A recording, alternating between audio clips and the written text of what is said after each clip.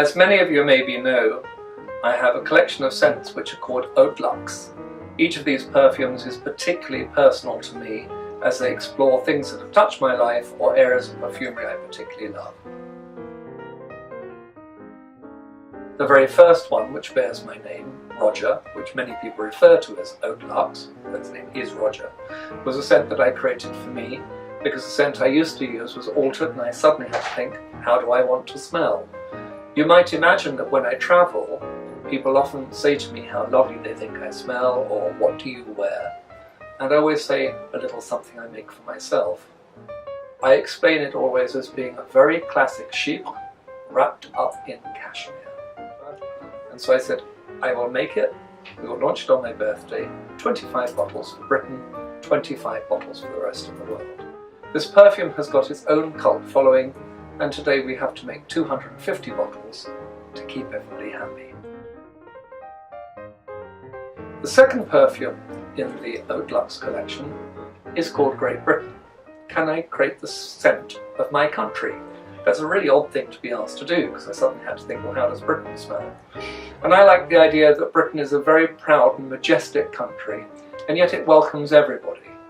And I thought one of the things I love about my country is whoever you are welcome, and the majesty and might of the country actually supports you and allows you to flourish. When you first smell it, you might be a little shocked. That was the idea. You're not meeting a perfume, you're meeting an entire nation.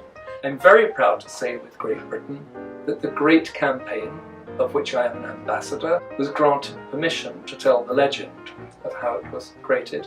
It holds a very special place in my heart. The third fragrance in the Haute Luxe collection was without any maybe the most difficult of all fragrances I've ever created. I fell in love with perfume when I was a very, very small boy. When one evening my mother came to give me a kiss goodnight, she was wearing a cocktail dress, a diamond necklace, and had a little powder and lipstick.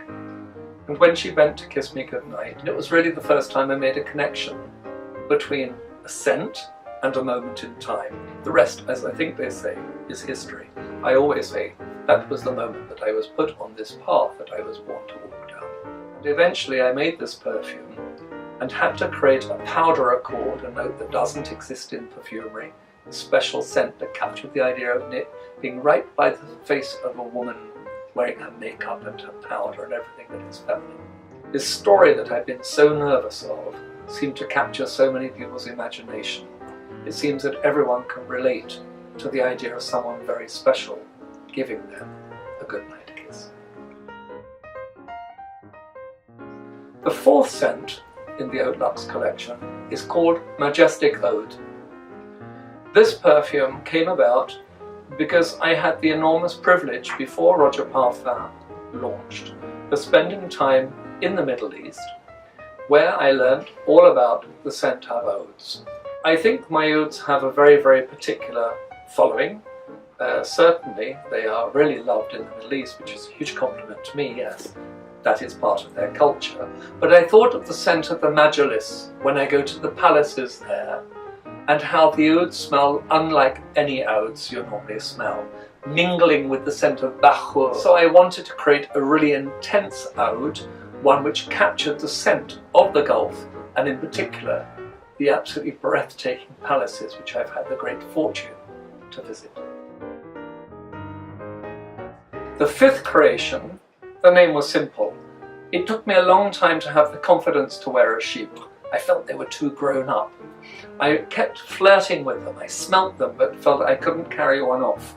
And then eventually I bought my first Chypre, and as the saying goes, there was no turning back. I think it's a shame more people don't know this area of perfumery. I think really some of the most sophisticated and elegant perfumes ever made in history fall in this family. Let's take a material I adore, tuberose. I use natural tuberose, which doesn't have the jammy stickiness that most tuberose has, and work it into this Chypre base. It gives us something which is very unusual because you have an incredible richness coming in the Chypre that's not normally there.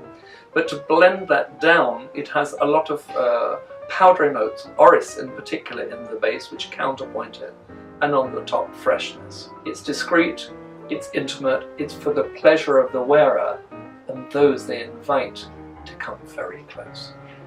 That is Chypré Extraordinaire.